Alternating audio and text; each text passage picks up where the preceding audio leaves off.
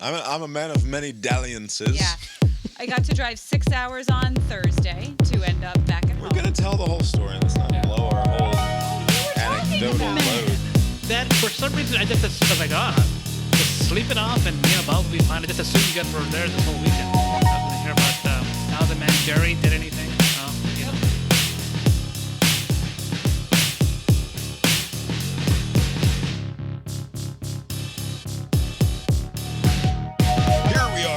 Cast Iron Balls, a podcast about sports, because at least sports is there for you when you're miserable and alone and sick on the couch instead of traveling to a dear friend's wedding. My name is Bob, sitting across the way from my good friend and co-host. That's Abe. How you doing, Abe? Doing well, Bob. Yeah, here we are. Lori's here too. How you doing, Lori? It's interesting because I wasn't even interested in sports because when you're depressed, you don't even like the things you like anymore. It's true.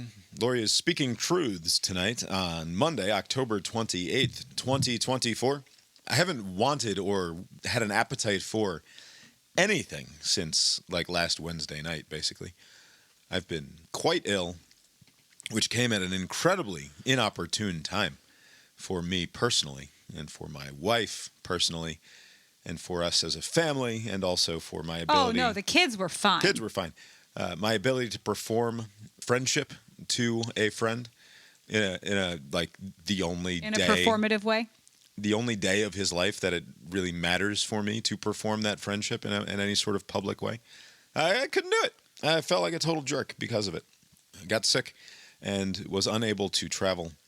And made the right decision ultimately. It was not one of those maybe we should go and see what happens and therefore it would be worth it because I feel better and then it's okay.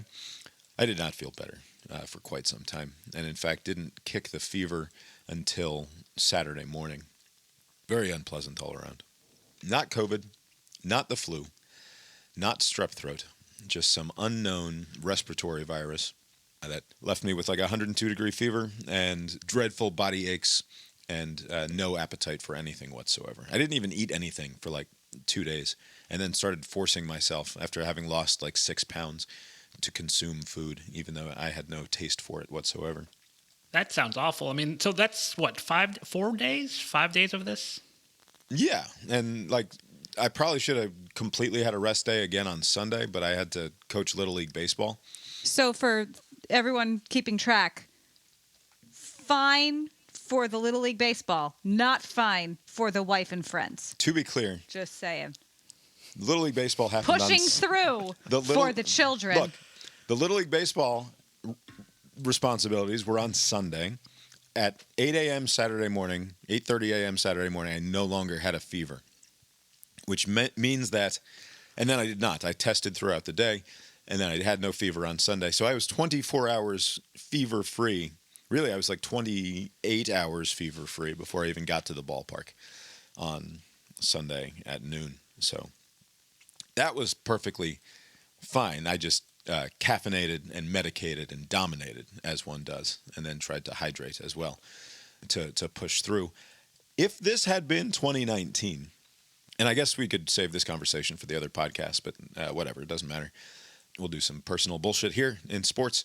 My thought was, if this had been 2019, there is zero question in my mind that we would have gone ahead with our trip, and I would have Dayquil'd and Advill'd and caffeinated, and then on the back end, cough medicined and NyQuil'd my way through the extended weekend, right? I would have... Really? So you would have just roughed through it. So because you also have a role to play in the wedding, right? You weren't just sitting down watching, right? So I was supposed to MC, but this is a very not to say informal wedding, but I mean relatively speaking, it was informal. It was so informal, in fact, that I was asked just weeks ago to be the MC, and the full extent of my training was going to be 5 minutes, before things happen. So it was a sort of informal event that I was supposed to play a role, and it would have been nice, obviously, to have been there. And maybe you guys disagree with me or not, I don't know. But I think that the pandemic and the years of that sort of isolation and the I don't know if it's not exactly social threat, but like the social pressure of keeping to oneself when you are sick that we all came under as a result of everything that started in the spring of 2020. Yeah, you used to be really bad about pretending not to be sick. Right. I would be much more likely to, like, I'd never called out a sick at work. I would always go to work. How many people do you think you've gotten sick because you, like, snotted on pizzas? Well, I didn't ever snot. Do you think it's more than 2? On I any think pieces. it's more than 2. I would go work, and I would be careful. I would, like, wipe down the phone when I was done using the phone. Like, if I was answering phones, I would try to be more careful about spreading filth when I was sick. But yeah, I would like fucking power through. I would caffeinate and fucking dominate and be on my way. And like, I have no doubt in my mind that if this was 2019 and I didn't have, and that's kind of shitty probably, but like in the back of my head, I know that I knew that we were seated at Jerry's table, and I know that Jerry's wife is immune compromised in some minor fashion. Like, I don't think it's life threatening or something, but she's the sort of person who you want to avoid getting sick if you can avoid getting her sick. And so like knowing the fact that like we've got Jerry's wife at my table and the fact that there are various olds around, whether it's parents or grandparents or what have you. It's a wedding. There are always olds. Yeah, there are always going to be olds. Like, do I want to be the person who goes to this wedding and is fucking patient zero asshole infecting 25 people or something? I didn't want to be that The other guy. option was to drive up and not go to the wedding. Like, go risk, like maybe you'll feel better, maybe not, but we have a hotel booked that we can't get a refund on. Yeah, you know that the downside of deciding on the fancy B&B instead of just booking the Hyatt Place or whatever, 25 minutes away? Hyatt Place, generous cancellation policy, right? They don't worry too much. If you can't fill the room, you just call them up and you're like, hey, I'm not going to be there. And they're like, oh, bummer. We'll cancel that reservation for you. At a fancy B&B where you're one of like 16 guests planning to stay on property and they have to like plan for you to be there and they have to get the right amount of food in order to feed you throughout the weekend, and they have a certain amount of staff on based on how busy they're going to be that weekend. You can't call them up morning of and just be like, hey. Well, you can. I did. And I called them up and I was like, hey, not coming. And she's like, oh, bummer. What's wrong? I was like, oh, I'm quite sick and I'm missing a dear friend's wedding. And she's like, yeah, well, we've got half your money, and we're going to go ahead and take the other half of your money. And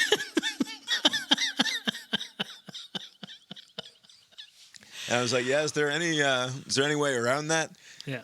She's like, no, unfortunately not. There's a 10-day out cancellation policy, and if you don't cancel at least 10 days out, it's the full freight. I was like, all right, well, I guess I could get in the car sick and come get all of your guests at your fancy bed and breakfast sick and like, do my sick thing with you folks.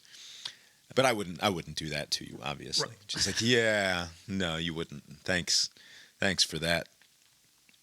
Well, so that no sucks. wiggle room, like being like a decent person, because you're right, like back in the day, people were more lax. Like, I'll just power through it, mask the symptoms, and then, make do with it. But nothing. 10 days is very strict, actually, now that I think about it. That's not like a lot of wiggle room. If something happens, I mean, this is beyond your control. It's not like you can control getting sick. Yeah. Well, that's for the most part. Yeah. The fucking risk you take when you book one of these fancy fucking bed and breakfasts, I guess. Very expensive not trip to take, ultimately. This is such a double whammy or triple whammy. I mean, just the timing it of this. sucked a lot. Yeah. So the point is, I didn't even want to watch football. And whatever. I'll just drive for 6 hours again on Saturday. It's fine. Because I still drove. Right. Because our fucking spoiled children had a weekend planned at their uncle and aunt's house. Oh, and they're not sick. And they're not sick. And it's between here and Connecticut.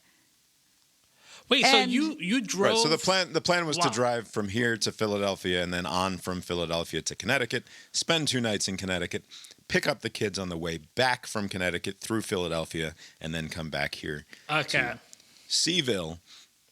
That was obviously not going to happen. There's no reason for Lori to go on to Connecticut by herself Oh, that would have been fine too. If it had been my friend getting married, I would have. Right.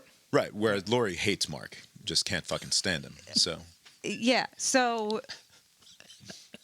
it might have been interesting as a social experiment to show up and see how long I can be unnoticed. Oh, I see. But I was too sad. I didn't want to leave Bob. Yeah. Like I could have gone and seen Nitty. Like I could have done something with the time I had off work, but I didn't. I felt bad. So you took the kids to Connecticut or Philadelphia? To Philly. Okay. Well, halfway there. Andrew and Dre met me basically halfway, which was very nice of them because the kids would have just been devastated. So instead of doing a nice thing for us, I did a nice thing for the kids. Again. Yeah. So the weekend experience for the kids unchanged. They got exactly what they needed and wanted out of the weekend, and I got to fucking lay around and feel like I got to drive 6 hours I felt twice. like such a fucking failure, like such a jerk. And for like Why? I didn't do anything wrong. I did the right thing. I didn't go and attempt to get half the wedding party sick, right? Like, I'm surprised that you feel. I mean, it's unfortunate that it happened, but you can't do it. It's like back during the height of COVID, especially down here in Georgia, people are pretty lax, and they would go in places that were very full of people. And if you got COVID, then I guess you're kind of responsible for that. But this is you're just out and about in the regular world, and you got some regular cold. Like that happens all the time. Yeah, and it's almost certainly the same thing that Calvin had a couple of weeks ago. And I went to the doctor. He even went to the doctor, right, which I never do. Never happens. Because I wanted to, if it is at all possible, to get on medicine immediately and then somehow get my ass to this wedding because I've cleared whatever infection it is, then that is what we will do. But all of the tests came back negative, and they're like, there's nothing we can give you because it's just some sort of virus that you have, and antibiotics for a virus don't make any sense unless this gets worse and becomes bacterial pneumonia.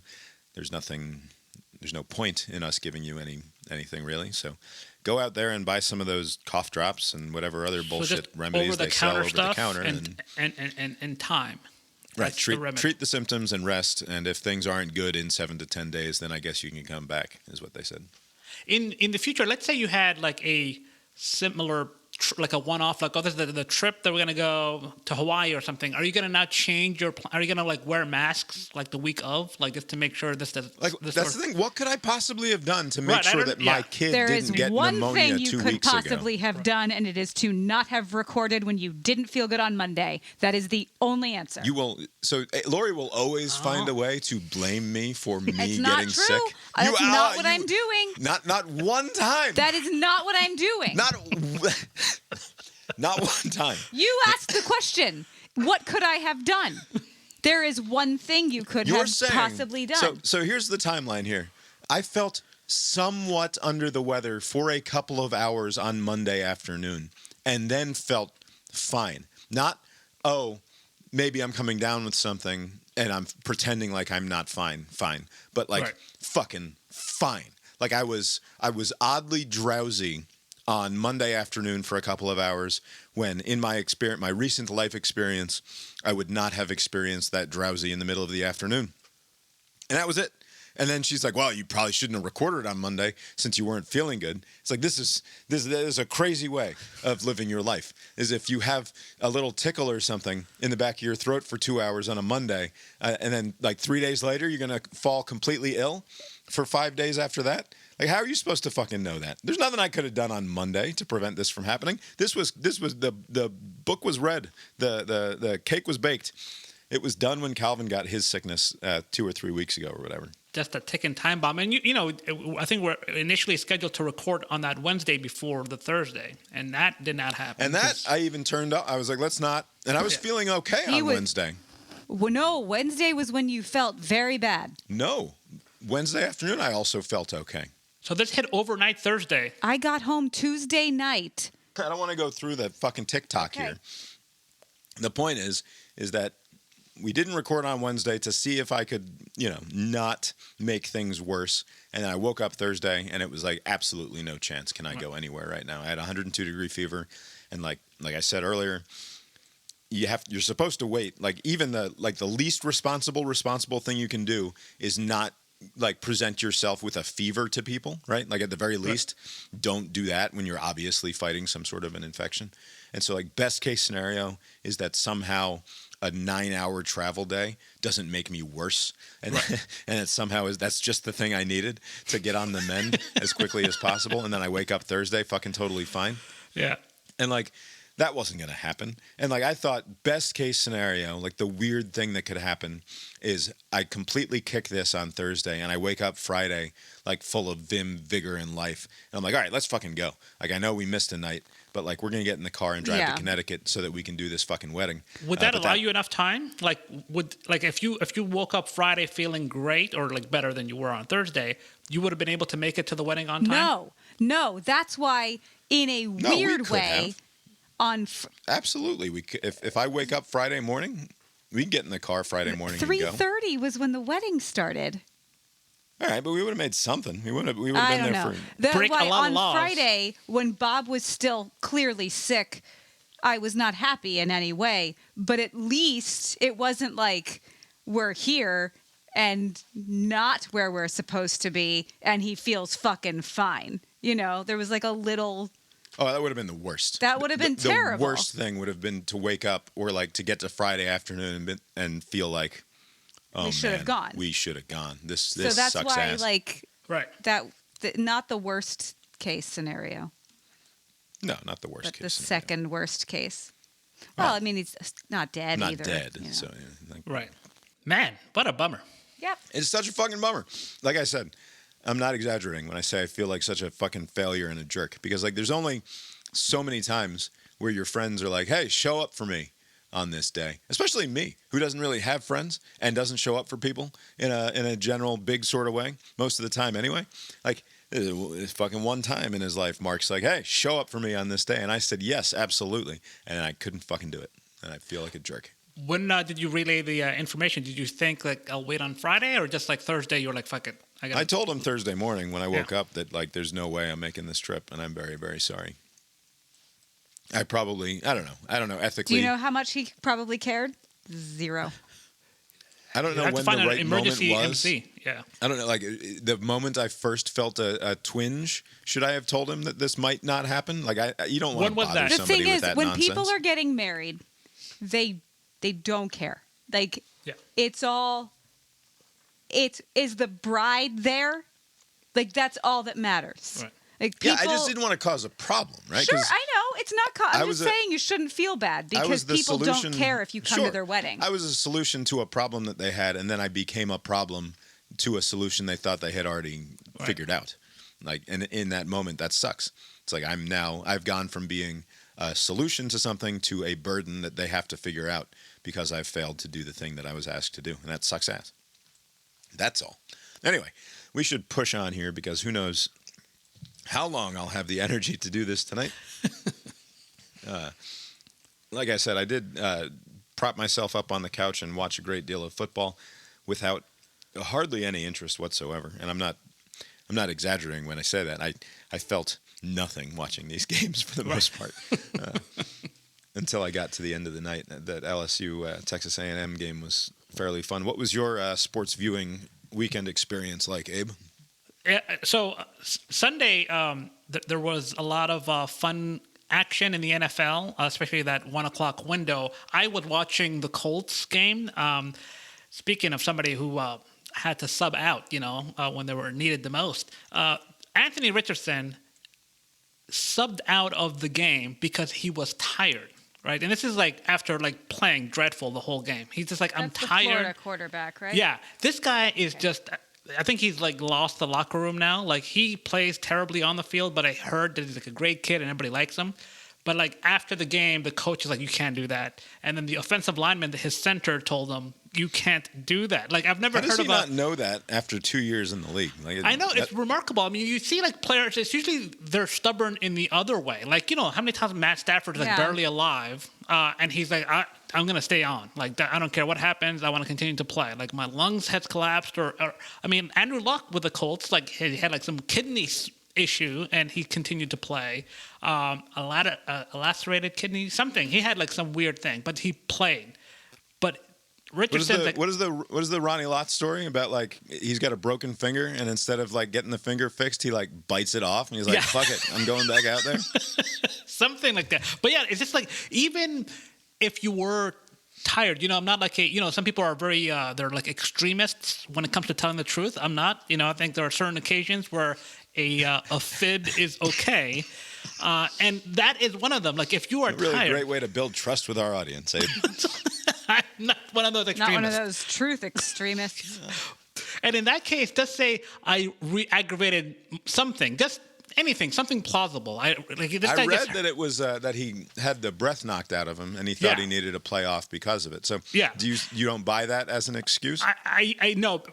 The problem that I have is that he said that he was tired. Like he's one of the most fragile people I've seen at that size. This guy is like 6'4", 250 pounds. This guy's like a gigantic human being, but if you touch him, he just crumbles, right? And so the like answer to the question is Anthony Richardson soft is an undeniable yes, correct? He lacks situational awareness. You will lose the locker room if you tell the truth and say you're gassed. Just say, I re-aggravated something, and it was just like a handoff play anyways. This was like a third and forever situation. Like you weren't going to score a touchdown anyways. You're going to have to like throw a bubble screen or something, or hand one on a halfback dive. Yeah. But anyways, that experiment was over. And so I continue to watch the NFL. Saturday, You were so high on Anthony Richardson when he was drafted. I don't know if this was just your Abe is Colts just an fandom. optimist. Whenever someone's drafted by the Colts, he's excited about them. But like, he was a bad Florida quarterback who had his moments, but like he was one of these combine guys, right? He has incredible peripherals, basically, right? Like he puts up huge numbers in terms of his ability to do unrelated athletic exercises that are measurable by nerds, right? Like whether it's speed or like I don't know the size of his wingspan or whatever they check for on quarterbacks and measure hands and his and vertical whatnot. And like all of the measurables like through the roof, right? But he'd never proven it on the field at all. Not for more than a quarter at a time, certainly. So, like, what was the thing that you and the Colts were expecting to see from him that everyone else that we had seen in his Florida career where he did not impress? So, is it just a failure of saying we're positive that despite the outcome on the field, the measurables that we can determine prove that he is going to be a monster once we get him into our system? So just to be clear, I was high on his potential. I was aware that he had some problems. And also where the Colts were picking, it was basically either him or Will Levis, and he didn't pan out either. So basically it was like maybe something comes of it. The problem is a lot of people were pointing to the outlier that is Josh Allen. Like Josh Allen had a very not a very high completion rate his first year, and then he got better and better and better. Now he's like a great top-tier quarterback. And so but Josh Allen was he was a better college quarterback than Anthony Richardson was. But the thing is, like, I would be fine if he just kind of was developing. Like, if he just, I mean, he went 10 for 32, like, just awful, just inaccurate. I can live with that, maybe give him a whole year and see where he ends up. The problem I have is that he gets injured all the time. I'm watching him play, and every third play, he gets hurt. Like he always like, oh my God, my shoulder hurts, my wrist hurts. It's always something. Like they should just move on with it. The season is ruined anyways. Just get Joe Flacco in and just move on. High on Anthony Richardson turns out to be a bum. Historically, very high on Zion Williamson as well. Oh yeah, you said he upon Zion's drafting that he was going to be the greatest of all time, something along those lines. Zion has turned out to be like he was not that good at all and has hardly played. Also, arguably soft, you might say, about Zion Williams. Is lacking in something. The Victor guy, the Spurs, he's can't miss. I know I've whiffed on a few of these players. Victor Wembanyama highlight the other day, and I forget who it was, but he got like thoroughly owned going the other way, trying to play defense. And he's this bizarre shape of a human being. He is ridiculously shaped. He's like 7 foot forever. So fucking long. Like, yeah, sure. I understand that basketball players are like, so it's like 7'6" or something. He's an enormous human being. He might as well be 9 foot tall out there. Just there's something about the way he looks. It's like he could easily be 9 feet tall, and I would believe you. Very lanky. Can't miss. Are we going to talk about the Redskins? I mean, whatever. Yeah, we'll get there. Let's go through some of the college games this weekend. I had Bob, while I was driving on Saturday to go get the kids, I was like, update me with anything.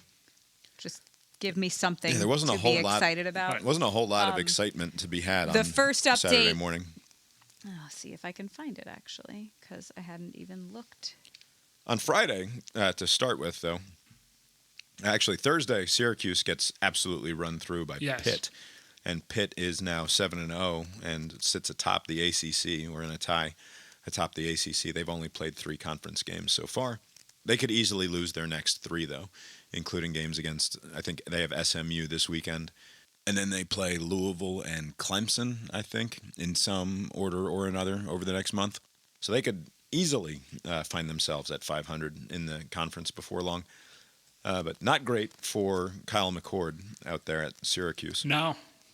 And then Friday night was a very fun game between Boise State and UNLV. We slept. With Boise State ultimately prevailing. We did, in fact, not finish that game because I was not feeling well. I did get a lot of sleep this weekend. Not just more sleep than I would have if things had gone according to plan, but more sleep than in a normal weekend. Okay. So there's that at least. Yeah, Lori got her rest. That's what matters. I didn't say that's what matters. I'm trying to find something nice to say. The funny thing, I tried to have Bob update me with anything. So the problem, I mean, it's great. You shouldn't text and drive. So the car does the read back the message thing. Yeah. But it also is not that smart. So it doesn't, it sounds a little like Jimmy Carter when it's reading to me. Yeah. And I can't see the words. And the way that Bob naturally texts doesn't work with the car. So not only did the car pronounce Notre Dame, Notre Dame, which like threw me off. Bob's text says, Notre Dame bearing Navy 14-0, 10 minutes in is the only vaguely interesting thing for now. So I was like... You can't read it like that. Read it like a human. That's how the car read it. That's what I'm saying. It is a bad text to send someone who's trying to understand anything. I'm not going to change my text messaging voice just so that the Google robot lady can read it properly. Notre Dame bearing Navy 14-0, 10 minutes is the only way vaguely interesting thing for now. Anyway, Notre Dame ends up absolutely slaughtering Navy and embarrassing them in fashion that should be shameful to the Irish, in my opinion. They should go easier to the Navy people? It's one of our nation's fine service academies here, Abe. What are we doing fucking showing them up? Show it on the field. Did got in the top 25. You got to hang half 100 on Navy because you're a fucking bum who lost to NIU earlier in the year?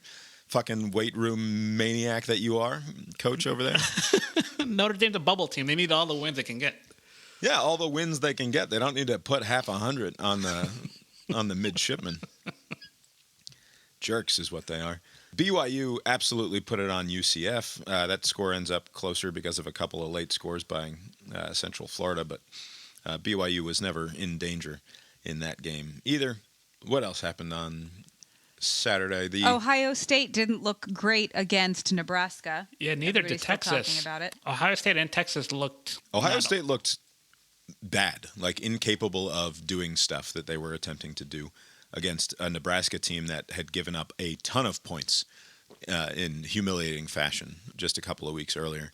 And I have no idea what to make of Ohio State after that game. Well, hopefully they beat Penn State this weekend. It's the only thing. And then I don't know what to make of Nebraska either. Raiola is a mess. They had multiple opportunities to win that game, and he was just he just could not get it done. He He's not hitting wide open receivers who are coming open potentially not just for big plays but for big scores. Like if he hits one of 5 wide open receivers that he had in that game, they're incredibly likely to actually just win the thing outright. And it wouldn't even have had to been hero ball at the end. Like he had opportunities throughout this game. It was very frustrating to watch as somebody hoping for Ohio State to lose. And the same can be said of Texas.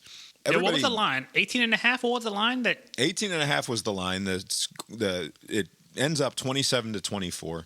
Texas only scores 6 points in the second half of this game. And it's not like Ewers started super hot either.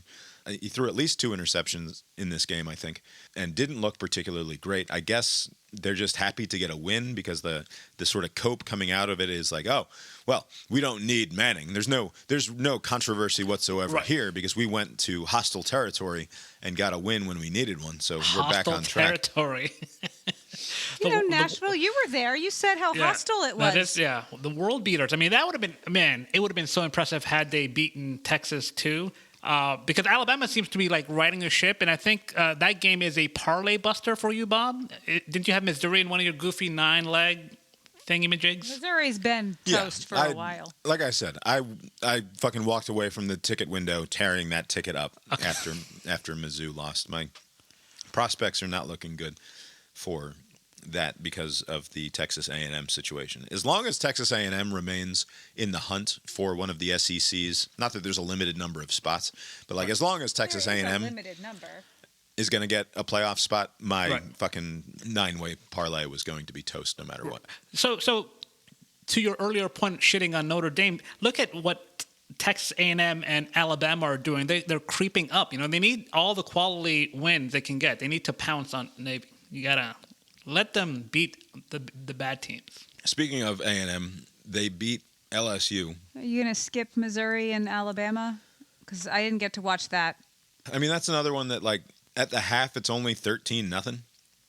Missouri looked 100% out of sorts, unable to do anything remotely with the ball, in part because their quarterback gets hurt and they have to go with the backup. The quarterback came in hurt and was going to make a go of things and then was unable to make it happen and left with 4 minutes to go in the second quarter, I believe, and did not return after that. But it's not like the Alabama offense was awesome by any means. Again, we say it all the time, but Milroe is such a fucking bum. He only goes 16 of 26 for 200 yards in that game. Not that they needed anything special out of him to win a game that they end up winning 34-0.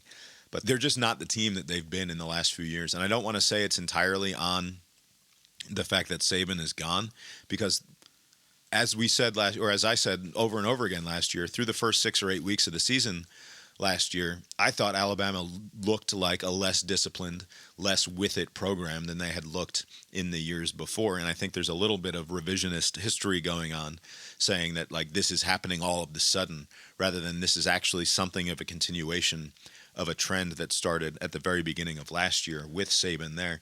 And maybe that is no small part of why Saban decided that it was time to go. I mean, it's weird how little it's being talked about, that like this isn't happening because he left. He left because this was happening. Right. But the story will be they're going to point to the coaching change and not like this was actually starting to happen at the tail end. We'll see how the rest of the season goes. They could still win a fucking national championship. You know, it's weird. So they have, I know this is not the Thursday preview show, but they got LSU in this weekend. LSU they have nothing at night.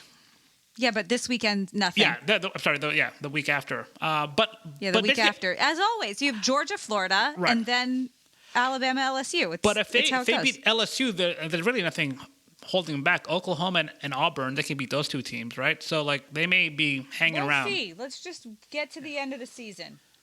Yeah, they could easily be hanging around. I think a third loss with the way that they've won some of their other games is the end of their story in terms of the playoff. The problem is that they probably will just be at the 2 losses, and they'll make some argument for them. We'll see. Yeah, I don't know. I don't think that you can keep a 2-loss Alabama team out just by virtue of the fact that their best win is going to be probably the best win of any team that you can point to ours. this season. Except what, ours over Texas? Yes. Yeah, but transitive property-wise, it's hard to say which of those two wins is better if you're talking about it. Like if our win over Texas is that good, then Alabama's win over us is like a hair better by virtue of the fact that they beat the team that we're talking about, right? Anyway, also in the SEC, you had Ole Miss beat Oklahoma. Again, Oklahoma actually had a lead at the half and then didn't score in the second half, which has been their big problem, and their defense held its own against Jackson Dart and the Lance Kiffin Rebels. That game ends up 26-14 after Ole Miss scores 13 points in the third quarter to start to run away with things. But Ole Miss is not a team that scares me anymore either in terms of. Well, you scare me. Sure, I mean they scare you in the sense that any good SEC team is worthy of concern and Yes. Right. all of that. But like I'm not super worried about them. And then over in the ACC, team that I like a lot, SMU, survives an overtime thriller. That was very fun. Against Duke. That was a great deal of fun to watch. SMU was -6 in the turnover department in that game. They turned the ball over 6 times and still managed to win. I wonder how often that's happened. It can't be many. Oh, Very, someone very wrote it rarely. down somewhere. Not much. It was in 2011, I think, off the top of my head, is the stat that I saw. Marshall managed to pull it off. They won a game 23-22 Wow. in 2011 against some other bum team. But yeah, it does not happen very often. Anything else on the college football slate that we missed? We that didn't jumps talk out? about LSU. I interrupted you and made you talk about other things. No. Well, LSU A&M was a game that, to me, I was pulling for LSU just because I didn't like to go along with the theme of not wanting anything for the last many days. I didn't even gamble. Like I'm sitting there on my couch with nothing to do except stew in my own miserable juices, and I didn't even have the tickle in my brain to pull up the gambling app and try to make some money. Like, and it's like, what? Like, how? For years on a Saturday, if I'm sitting around watching games, like I'm reflexively thumbing the gambling app for like hours throughout the day. It didn't even occur to me to open it. I have no idea why. Because we were too fucking bummed. But I think it has to do with like the part of my brain that has appetite and desire was like completely turned off for the last few days. But you know, if there wasn't a trip or wedding component, you were just sick this weekend, like would you have gambled like you normally would? Like, right? So you didn't miss anything. You were just sick. No, right, we were right. sad. If I had been traveling, I probably wouldn't have gambled either, right? No, but he's saying if you were sick and If not it's just... yeah. If you were only sick and not sick and bummed, you Yeah. probably still would have gambled. Oh, I don't know. I don't know if I was psychologically depressed or if the sickness was what was keeping me from being, from having an appetite. I think it was just not The feeling sickness well. was keeping you from having the appetite, but... Right. Anyway, A&M and LSU. I was pulling for LSU because of our pick'em game, not because of any gambling. Oh, I was not, because I want the sorts of chaos where I want LSU to beat Alabama now. Right.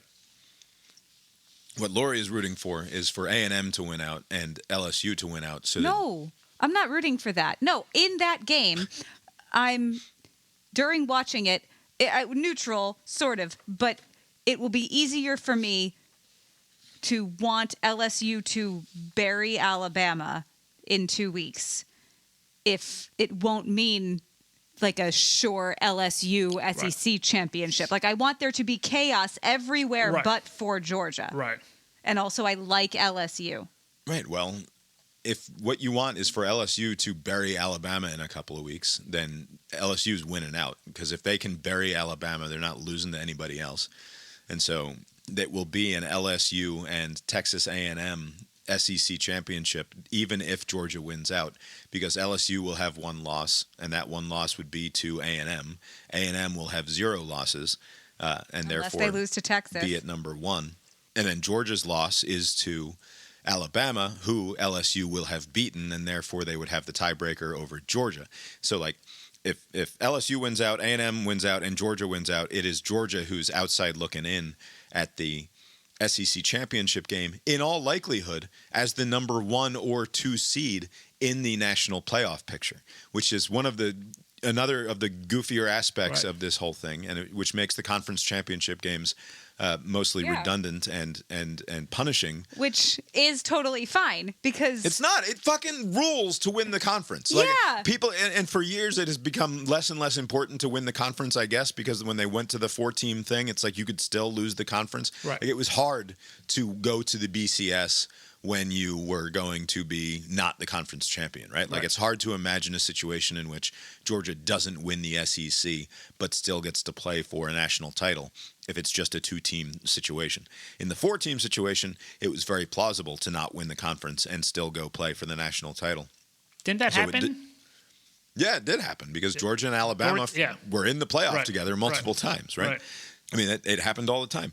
And so it literally devalued the winning of the conference title. And that sucks ass. And it sucks even more ass now to know that Georgia could be the 1 or 2 team in the country. Let's say Oregon loses to, I don't know. Okay, Oregon has left. Okay, Michigan, Maryland, Wisconsin, Washington. All right, so let's say Oregon loses to Michigan for some reason. And then a Big Ten, big whatever championship. Right. The point simply being that Oregon can lose a game and Georgia will move up to the number 1 spot if they keep winning. And Georgia does not control its own fate when it comes to making the SEC championship game. So we could have that weekend off. And who knows, maybe Kirby would prefer that. I think in my mind, Kirby's like, no, we want to win the SEC. And that's Right. like an important thing to Kirby Smart, even though it doesn't matter to the program in the way that it would have before. And that's just weird. That just kind of sucks.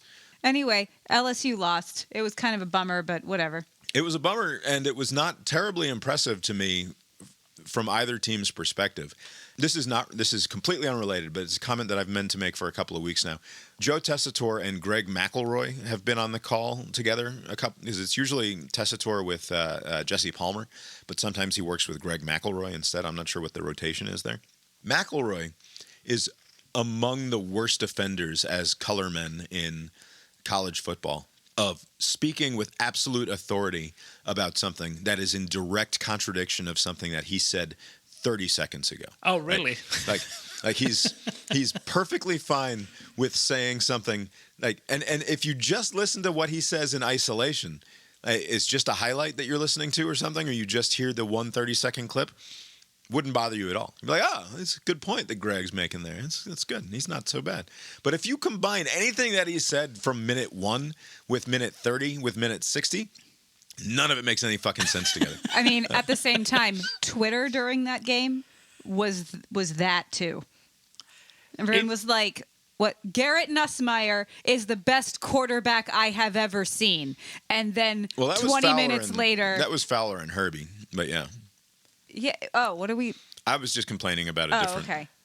Okay. Is he just like a prisoner of the moment kind of thing, or is it like he says something in anticipation confidently, then what happens on the field is opposite that, and he just jumps on that bandwagon? Like, is it just that? Like, he's like, oh, they're gonna throw the ball My here, guess, and then they run it. not Like, oh, they should knowing have ran it. him, is that he doesn't think anyone actually cares. So why Right. not just say the thing that feels right at the time? Right. He just invents new narratives that he pretends that he's been talking about for the whole game. And so, like I said, he never sounds retarded in isolation. Ooh, Bob. But the word is fine. There's way worse things happening in the world than me saying retarded. Okay. He never quite sounds retarded in isolation, but taken as a whole, nothing coheres with anything else. And I can't remember any particular examples off the top of my head. But Yeah. listen to McElroy next time you're watching a game that he's on the call for, and see if he doesn't just completely change from one thing to the next within like 45 seconds. And by the way, Tessitore is just increasingly insufferable as time goes on. I used to appreciate his enthusiasm, but now it's just over the top and stupid. But going back to, and I only remembered to complain about those announcers in order so that I could complain about Herbie and Fowler. But they're going on and on about the 12th man and like the environment here and all of this stuff. It's like, oh, that's the 5th offensive line false start penalty that LSU has had in this game, and it's a testament to the ability of the 12th man to affect the game. And like on the very next drive, Texas A&M had its 4th false start of the game. And they popped up the thing. It was like, as he said it, it was like, they're actually equal. in dead silence, like with the crowd having no impact whatsoever. It's like, so How exactly are we measuring the impact of the 12th man here? In terms of the crowd noise affecting the offensive line, or maybe it's just the fact that the fucking freshman that they have in is a fucking dummy. Anyway, whatever. That was a frustrating game because Nussmeier is an incredibly frustrating player to watch because he goes from being like making an awesome play or having a really awesome quarter to looking like a total fucking bum.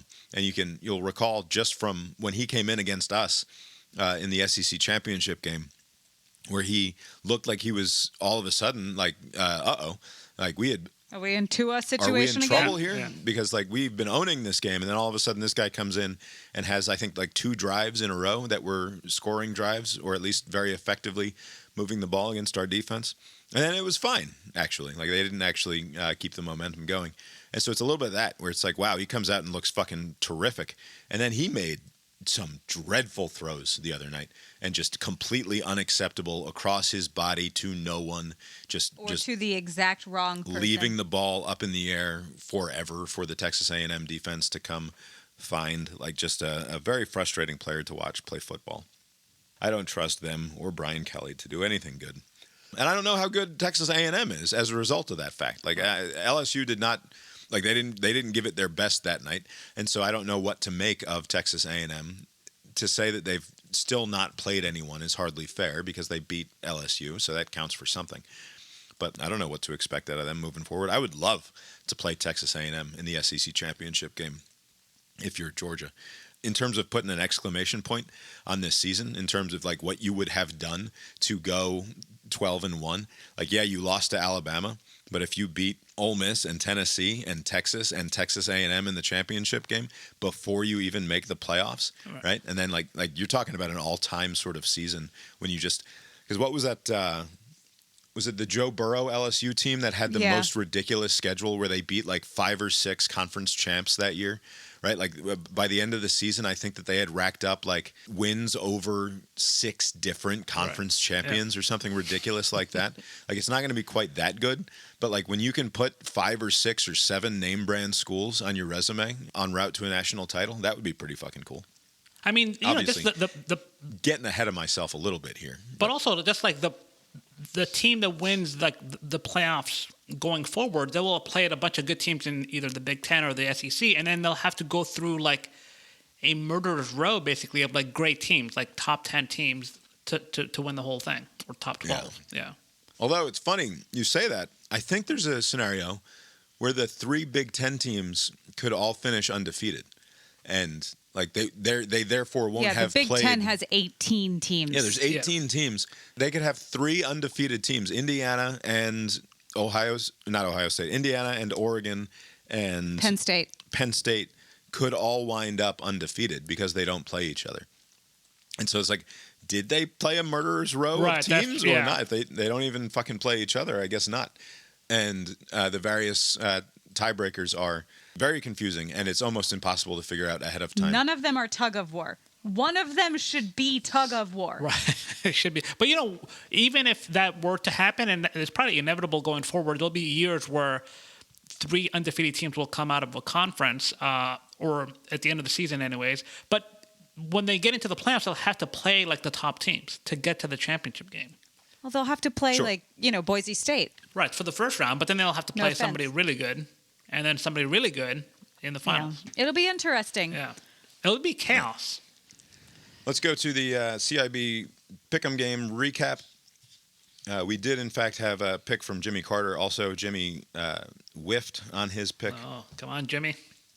I don't even remember what it was. I think it was a Friday night game, though. I think it was the Louisville one. Well, I posted it on because even though we didn't have a show, in the interest of transparency and accountability, I posted on the Substack, brainiron.substack.com, all of our picks and also the Jimmy Carter Lock of the Week. Louisville 7.5.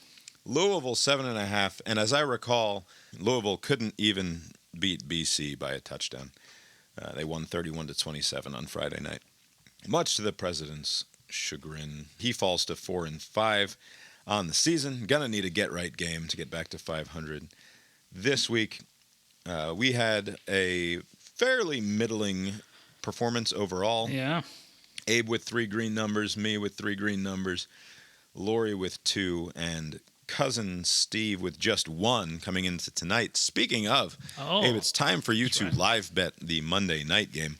We have the New York Football Giants traveling to the Pittsburgh Steelers tonight. Abe, who you got? Oh, there's another gimme, Steelers. Abe's going with the Steelers. It would be quite a shock to get that one wrong. I think that's the right side, certainly. Did you catch the other New York team over the weekend? Aaron Rodgers and the Jets losing to the Patriots. What a dreadful, dreadful team that turned out to be. What a joy for Aaron Rodgers to be such a fucking bum.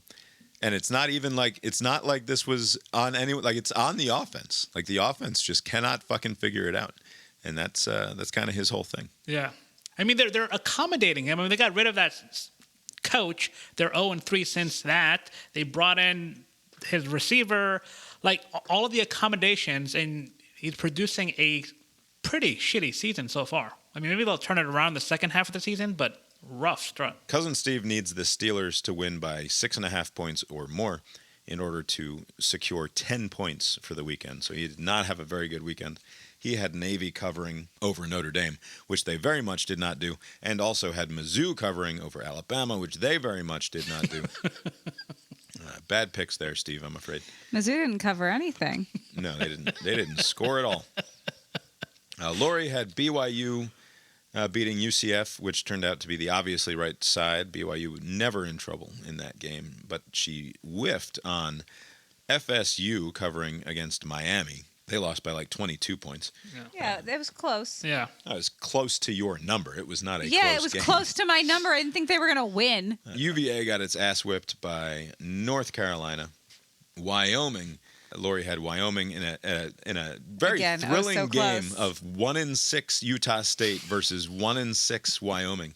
Lori thought that the home underdog Wyoming team would figure it out. Again, very close. They did not. And then Lori had Michigan in the important rivalry game, Michigan State, Michigan, on the right side there. I had Boise State -3.5 and BYU. Those both worked out. I wanted Vanderbilt to win against Texas, so I chose Vanderbilt in the pick'em game. Yeah. Unlike Abe was a coward and took all of those very generous points, 18.5 of them. So that game turns green for him. Sometimes cowards are rewarded. Yeah. So much. Yeah. Cowards are rewarded. Abe and I both had LSU, turned red, bad news for us. And then I had Arkansas over Mississippi State laying a touchdown, and that worked out just fine. Abe, you had the Bucks +2.5 against the Falcons at home. Falcons end up winning that game. Fun game. And then the Commies, you benefit from Jaden Daniels' Yes. heroics. Are we going to talk about this? Yeah, let's play a clip from that. Okay. Can I talk about my personal experience with this game? Yeah. Okay. Abe, I grew up a Redskins fan. Yes. Okay. She grew up a vicious racist. I grew up that way and quit years later and felt really good about it because so many reasons, but Right. like Dan Snyder. Yeah. And then Sunday night, the weekend was shit. I forget what was happening, but we had the game on in the kitchen and I was in the living room. And Calvin, very nearly 12 years old, comes into the living room and turns the TV on saying like the Commanders Bears it's 12-15 with like 30 seconds left. And I was like, okay. Yeah. Turn on the TV. The Bears had just scored, by the way. They had just come down the field and scored to take a very late lead with 26 Calvin seconds to go. recognizes it, he at least recognizes that this is an exciting thing, Right. which is cool because it's only recently that he has any context. It's just football TV. But he had this look on his face like, no, this is an exciting thing that is happening. Yeah. Like, all right, bud, put the game on. And it was a moment I will never forget sharing with my little boy because these things never go this way. Right. and neither of us cared. It was just, we got to watch this thing, and it was just the two of us, and we kind of watched it and looked at each other. It was like, oh my gosh, that just happened. It was great. I will never forget it. It was delightful. And I had a thought in my head that was like, wait, why did I stop? Dan Snyder's gone. Am I a fan again? I don't know if I like this. It felt weird. Yeah. I'm just speaking it out loud. I'm just speaking truth because I felt something that I hadn't felt for a very long time. Wow, nice. Comes down to one last play. And it's going to be getting longer by the second. You're all the way back at the 30-yard line. Now you can step into it. Here comes the Hail Mary with the game on the line. And the ball is caught! Caught! It's a miracle! It's Noah Brown! Oh my goodness! This town is going crazy! This town is going crazy needs to be remarked upon. The people who go to these football games do not know what this feels like. Nothing good has happened. Please. No. Most of them are your dad's age or older. Yeah, but we don't remember what that feels like. What? Wait, we won? Like that? I'm not saying joy. I'm saying like you can hear the sound of the crowd is not cheering. It's speaking. It's wait, what just happened? Did we just win? Right. Like if you listen to the crowd noise, it's not cheering. It's remarking. I disagree. I think that they're losing their goddamn minds. By the way, I just realized the NFL tweet that you're sharing. Somebody did like oh my god, but typing it out like They do all caps, Yeah. ASDF, GK, that thing. Yeah, it's good. too excited to type. But I've watched a lot of fan angles earlier today, where people are like, I don't know what's going to happen, and they just kind of freak out as soon as it happens. I don't know why that player tipped it up. I don't know what they teach these. That is the thing. So I don't want to downplay the greatness of the moment, certainly, but this is one of the easiest it is Hail Marys I've ever seen accomplished in terms of the receiver just simply sort of picking it out of the air. Right. Because he does the thing where they want you to do, right? So there's a crowd of dudes where the ball is going to be, and they always want somebody or a couple somebodies behind the pack in the event that the ball is tipped into the air, and then you just make the play. And he manages to pull that off exactly right. Yeah. It just It's so crazy. It pops worked up into exactly the air right. right in front of his face, and there's nobody within 3 yards of him. Yeah, he just snags it, and he's good. Not only does that one Bears player tip it up, but no one is minding the guy that's just in the end zone waiting for something to happen. Hey, if the ball comes my way, no one is around to tip it away from me. Well, maybe that's because the guy who does the dirty deed of tipping it into the air for the opponent to receive it was just moments before taunting the crowd as the play was happening. By the way, I don't want to downplay how much I enjoyed seeing Caleb Williams angrily or petulantly stalking down the sideline after this play was finished, where he thought he'd just done hero ball and won the game for his team. And he's like, oh, yeah, we're going to be 2 games over 500. We're going to be just fine. And no. I mean, he did. You lost. I mean, what are the chances? Just all you got to do is just tip the ball down. Ask Aaron Murray. Come on, bat it down. It's not that difficult. Anyway, I was going to see if I could find that alternate angle with the defender taunting. He's grabbing his shit. Well, he makes it over there almost in time. Oh, he makes it over there at the exact right time to tip the ball into the air, into the other guy's hand. He's the one. Number 29 is the reason that this went poorly for the Bears. And he had spent, he didn't even realize the play had started. He's taunting them, and the play is going on, and the crowd reacts to Jaden Daniels getting away from pressure before he even realizes, oh, shit, this thing has started, and I need to make it over to the action. And he gets there at the very last second and puts his hand up and taps it into the air like a fucking stupid volleyball player setting the ball for his teammate, and the Commanders win. Ridiculous. I'm sure he's going to get chewed out in the meetings this week, but just a remarkably bad sequence of events for him. But again, what are the chances? This is a moment, as Lori is suggesting, where she's forgetting why she's not a Redskins fan anymore. It's one of those moments that, and for that reason alone, I'm hateful of this moment because as someone who's not cared for the Washington football team for my entire life as a Giants fan, I don't care for their fan base being happy.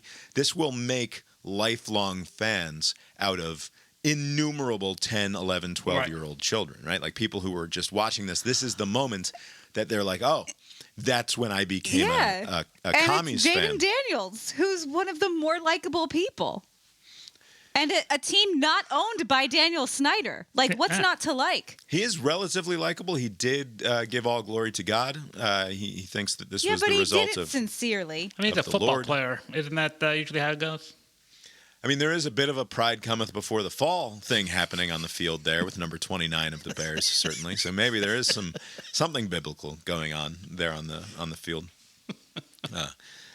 But yeah, like it's the sort of thing that makes an absolute diehard out of a person who previously didn't realize that they could care about such things, and that's cool in the abstract. Or a rekindling as it relates to this particular team, and possibly as it turns out the future of our marriage if she's going to be a Redskins fan again. Oh fuck you! We all met and it was the case. Won't be great for us, probably.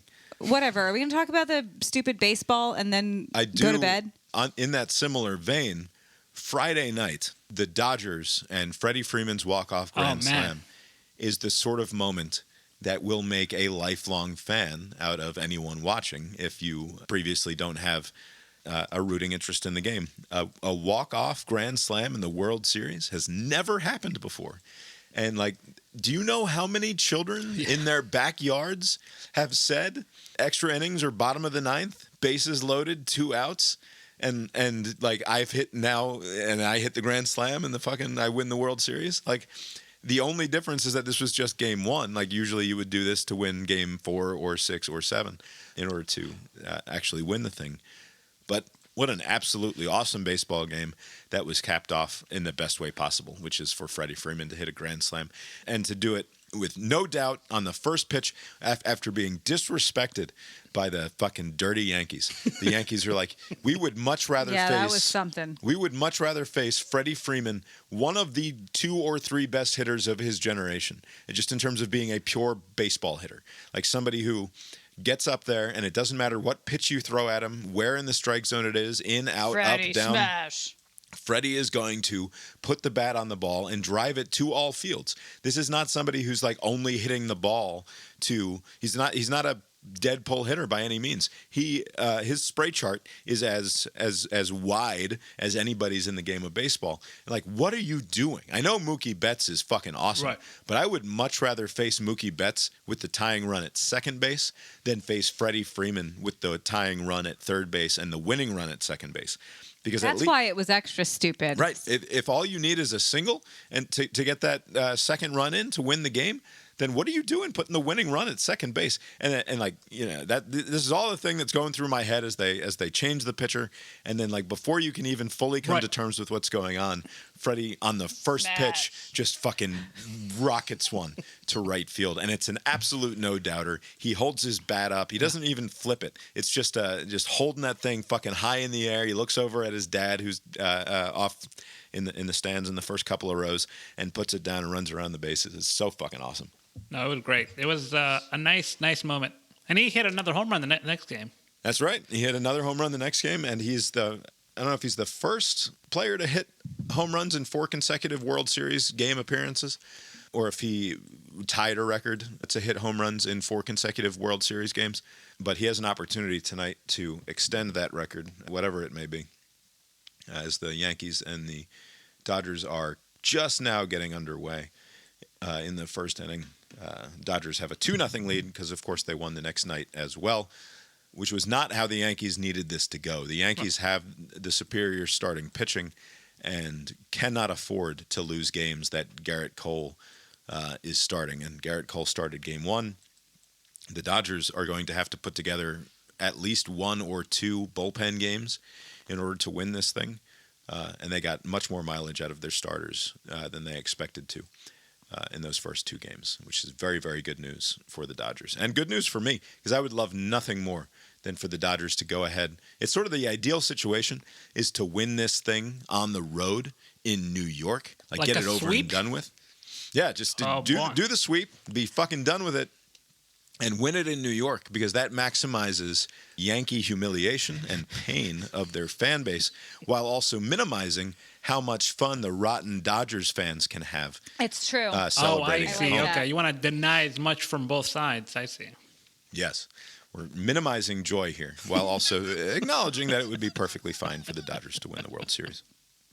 Anything else sports weekend before we move into the wrap-up here? Oh, I don't think so. You've been listening to Cast Iron Balls, a podcast about sports with Bob and Abe and Lori, too. Find the show on Substack, brainiron.substack.com. Check out tetramermusic.com, Tetramer music.com for more from Mark Gillig, the happily married man. As far as we know. Congrats. As far as we know. That's right. Congratulations. Sorry we weren't there, much to my shame. But what are you going to do? Abe, anything else in the world of sport that caught your attention over the weekend? Yes. Speaking of the World Series, so the ratings came out for Game 2. So in America, 13.8 million viewers. Not a bad number. Japan, 15.9. Not a bad number, but lower than every other NFL, NFL game this weekend, you can't, you can't compete with the NFL. But Japan bested that with 15.9. I don't know what the time zone is or what time the game is. Probably like a Sunday morning They kind don't of thing. sleep over there, so it doesn't matter. But it's remarkable, the pull that this Ohtani kid has. It's not just Ohtani, because they're starting pitcher. Yeah. Ooh. How do we know how that guy is doing? I think he's going to play, The guy right? who hurt his wrist or whatever. Last I saw that he was going to play, but I'm not sure. He's fine. Dodgers he was are already being up. very dramatic when it looked like he hurt his wrist. Yeah, I know. When he got caught stealing, the Dodgers are already up 2-0 there. I was not talking about Shohei. I was referring to Yamamoto, who is their starting pitcher in Game 2, which probably juiced the numbers even a little bit more. Is it 2-0 already? Are you kidding me? Yeah. Was it Freddie? I'm not sure. He was up. Freddie Freeman homered to right field, 355 feet. Shohei Ohtani scored. The Dodgers lead 2-0. That's We should remarkable. just turn that Freddie on. Freeman fucking locked in. Holy shit. Schmidt to Freeman. It is a fastball. It's ripped down the line. It is gone. A fifth consecutive World Series game with a Freddie Freeman home run. And the Dodgers are on the board first in Game 3. Incredible. Had not homered in more I continue to just fucking stew about the fact that this guy is not an Atlanta Brave. He was a Brave his whole fucking career. He wanted to be a Brave. Yeah. He wanted to retire a Brave. And the stupid fucking agents all fucked it up. And now he's a Dodger hitting endless home runs in the World Series. And it sucks ass. The because Michigan's quarterback situation is amorphous, and one of them, Jack Tuttle, is retiring from football after getting concussed again. Jack Tuttle was like Stetson Bennett's age, I believe. And played for like 11 different teams over the course of the last decade. And He's done now. was going to be their hero after going 10 of 18 for like 170 yards or something. Did you get a look at the thing that I saw that was amusing to me was the Dwayne Wade statue? Did you see the Dwayne Wade statue? Now, is it just People because like it. when the statue is fucked up that it makes news? But wasn't there a soccer player, Ronaldo? There's been a bunch of like stories of the last like 5 years where some artist fucks up the face for whatever reason. Ronaldo's statue was very, very bad. He had that big goofy smile, and he looked. I'm sorry, there's no other word for it. He looked half-hearted in the statue.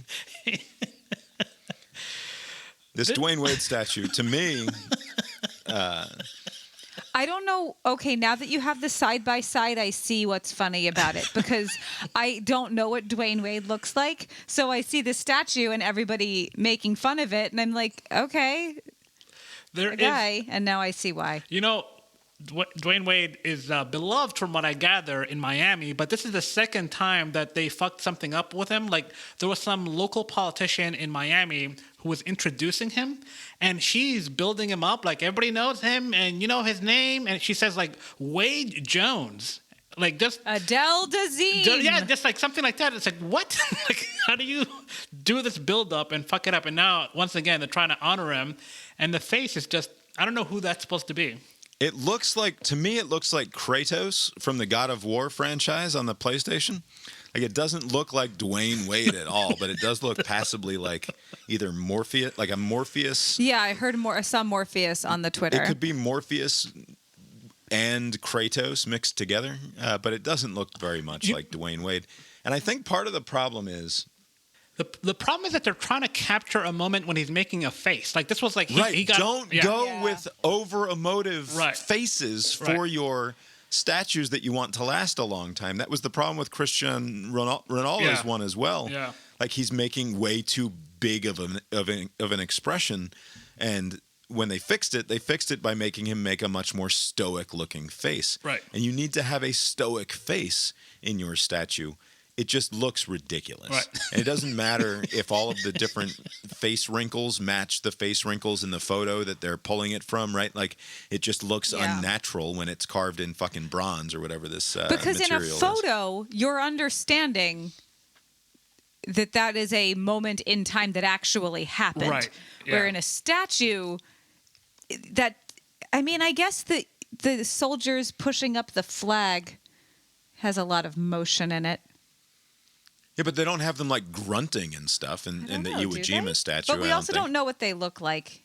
The question is, are we bad at statues now, or Yeah, we're bad at statues now. does it help? Degradation of the culture. Does it help to only have the reproduced likeness of the person long dead as the representation of... these soldiers are very stoic in this statue. Yeah. You always go with the stoic face when you're making a statue. Go look at David, right? Is David overexpressing or emoting at all? No.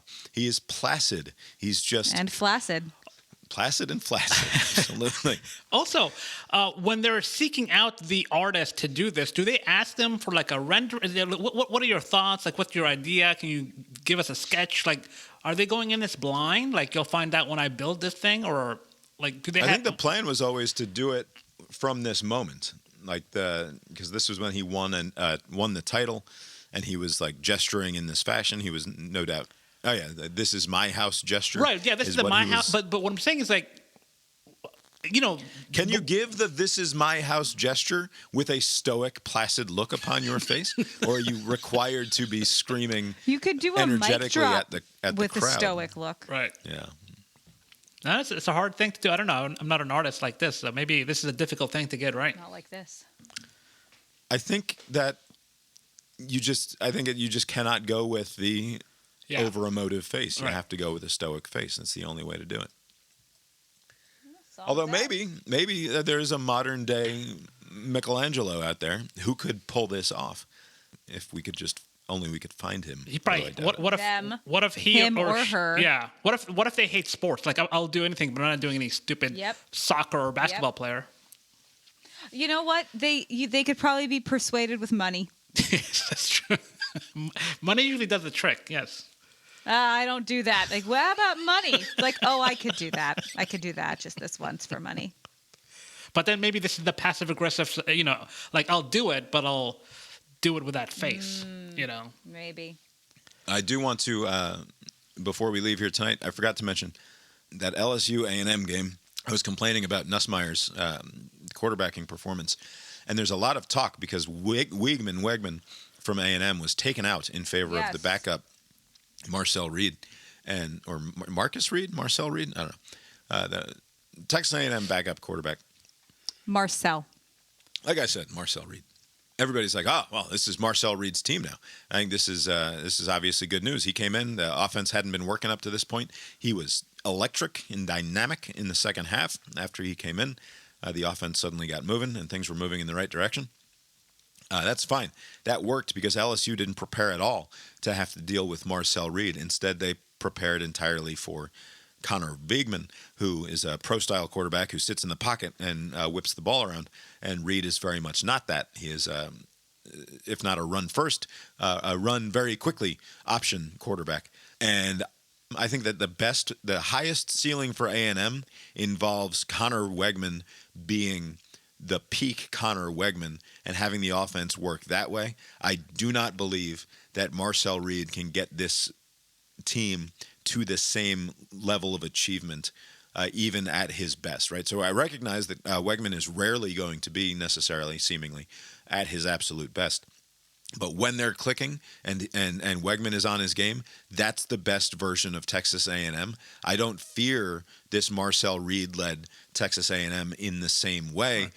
I think that the Georgia defense would be totally fine with handling this version of Texas A&M. Not to say that they wouldn't also handle Connor Wegman, and maybe even more so. But like I think this was just a function of the LSU defense didn't know how to... Element of surprise. Right. LSU didn't know how to respond to the surprising entrance of the running quarterback, and were flat-footed as a result of it, which is to the discredit of Brian Kelly and his coaching staff to not properly prepare his team, obviously. They were joking on the Until Saturday podcast that A&M's strategy should just be play the current quarterback until they're not doing well, and then switch then. Right. And then play that guy until he's not doing well, and then switch then. Right. The point just being that, yes, it's a good win against LSU, but to justify my earlier comments about not necessarily trusting what Texas A&M is at this point, I don't think that it's a team that is terribly scary with their current quarterback situation. And I don't know what to make of them moving forward. But the good news is they will have to play Texas, and we'll presumably find out something about them at that point, if not sooner.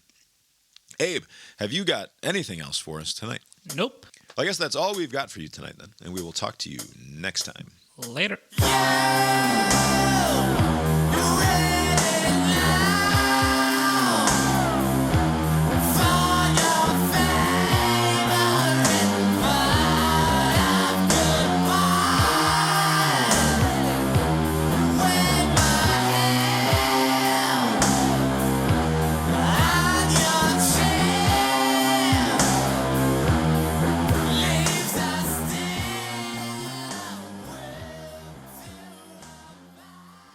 No, we never do anything. We never do anything.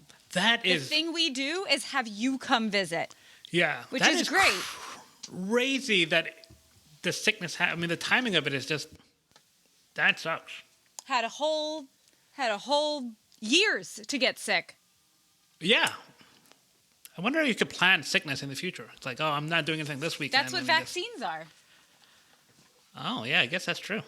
And it's just like something the kids brought in, or just like there's no, like you don't know where it came from? Nobody fucking knows anything. Yes, of course it's something the kids brought in, but from when, who knows? Yeah. I mean, it might be from one of my many, many mistresses, my many, many lovers that I keep.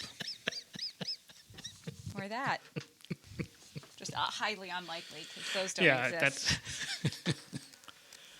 No, it sucked. I got to drive 6 hours. I'm a man of many dalliances. Yeah.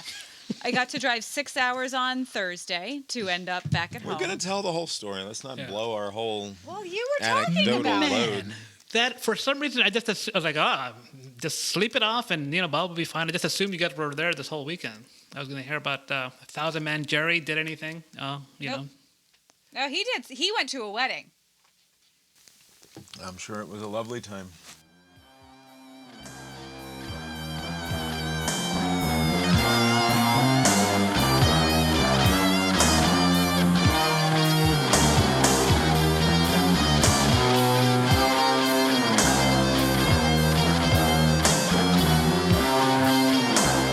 I called him up and I was like, hey, not coming. And she's like, bummer. What's wrong? I was like, I'm quite sick and I'm missing a dear friend's wedding. And she's like, yeah. Well, we've got half your money and we're going to go ahead and take the other half of your money. The proceeding was created with 100% human content.